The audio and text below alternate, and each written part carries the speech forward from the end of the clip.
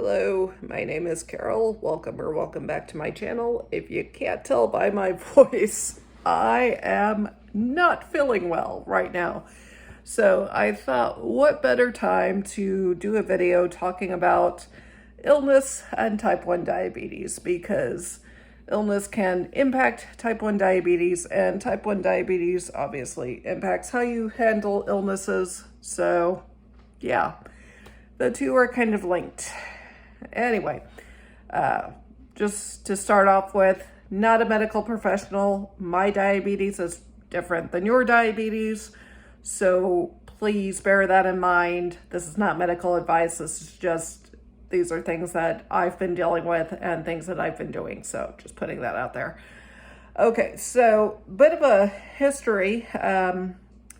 Monday morning, woke up and I had a really nasty headache. Kind of felt a bit like a migraine, but I was also feeling incredibly nauseous, even more nauseated, even more so than I do when I have a migraine. So I thought that's a little bit odd, but whatever. I did end up getting sick. I spent most of the morning vomiting into the toilet. Obviously, if you can't keep anything down, that will affect your blood sugar. Yes, diabetes makes your blood sugar go higher and increases the likelihood of ketoacidosis.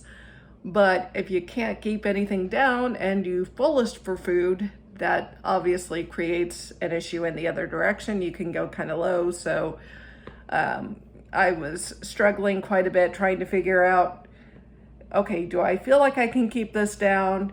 Should I bolus for it?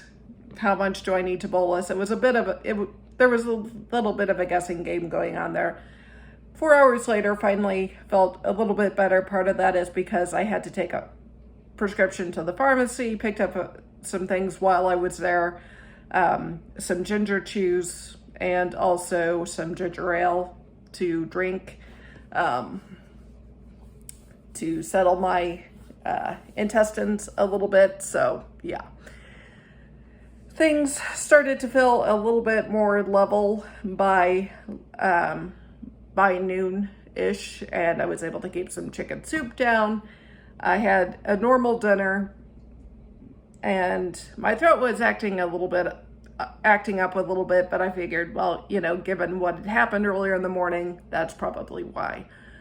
I woke up Tuesday and my throat was still irritated, and I just felt like everything was hurting, and I was feeling incredibly dizzy. And by Tuesday evening, I felt exhausted.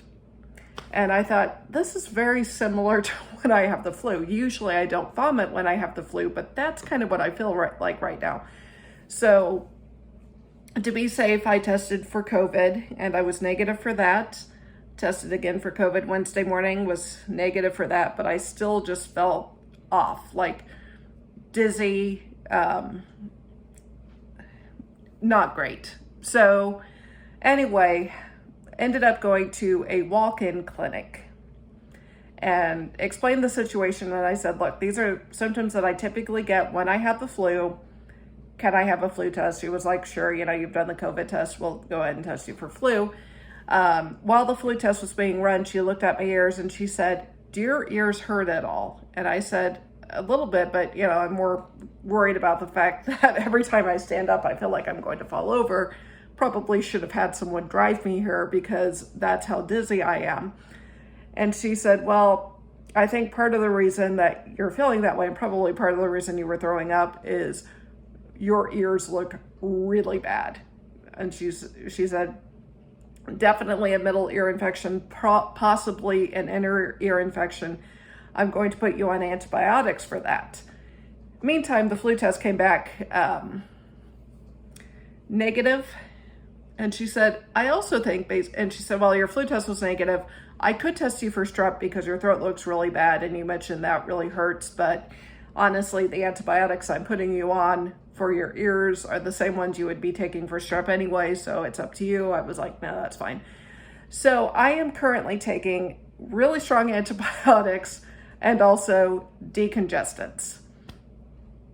And, and once, sorry about that. I thought I saw someone coming to the door. So anyway, I'm on decongestant tablets and antibiotic tablets, which brings me to my next illness discovery tip. Basically, when you have diabetes, you have to be careful what medications you take.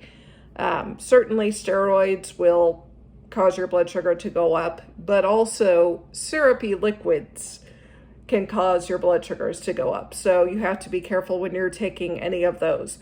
Now, again, if you're taking tablets for decongestants, not as likely to impact your blood sugars, but you do have to keep an eye on things nonetheless. So, yeah, all of that is making blood sugar management a little bit tricky. Thankfully, with the Omnipod, I've been noticing that I'm not really struggling quite as much with high blood sugars as I have on like the Tandem system. Although even that one did pretty well for me because I had a sick day profile. Omnipod 5, you can't do profiles. Basically, you just set up the maximum amount that you can give for boluses. You set up your insulin to carb ratio and your correction factor, and it takes care of it from there. So yes, you can change your correction factor and your insulin to carb ratio, but that requires a bit of testing. So I've just been running it as is and periodically bolusing a little more aggressive corrections. Like sometimes I'll go in if my blood sugars are heading up and give myself an extra unit or two. And that's been working well for me. My blood sugars have actually not gone too high too often. They have gone high a little bit here and there, but they are running a bit above target. So usually they run a little bit closer to like 120. My target BG is actually 110, but they usually run between 110, 120. They've been running closer to like 150, 160. I will convert that to millimoles down below, but just, yeah, they're a little bit more elevated than they would otherwise be, but not uncontrollably so. So I have had to be a little bit more on top of my blood sugars, but thankfully, because of the increased basal rate, they've not been that bad. So that's been really pleasant. Having a closed loop system, it's definitely helpful. Having an insulin pump where you can set up sick day profiles and good day profiles is also really helpful if you're on like Tandem and Medtronic. I think Omnipod Dash, you could set up different profiles as well, if I'm not mistaken. I could be wrong about that, but yeah. It's definitely easier to manage illness if you have an insulin pump compared to if you don't have an insulin pump. The CGM is also really beneficial. So yeah, that's basically what's been going on. My appetite is a little bit suppressed at the moment, but when I do eat, I've been trying to eat healthy foods like fruits and vegetables, etc., things that, yes, they have carbohydrates, but they're fresh food carbohydrates, so they tend to not cause my blood sugar to be quite as out of control as processed carbs are. So that's another thing I've been doing. Also been trying to stay hydrated. So yeah, all of that's going on. But anyway, just thought I would again jump on and talk about being sick with diabetes, which is not fun. Take care. Bye.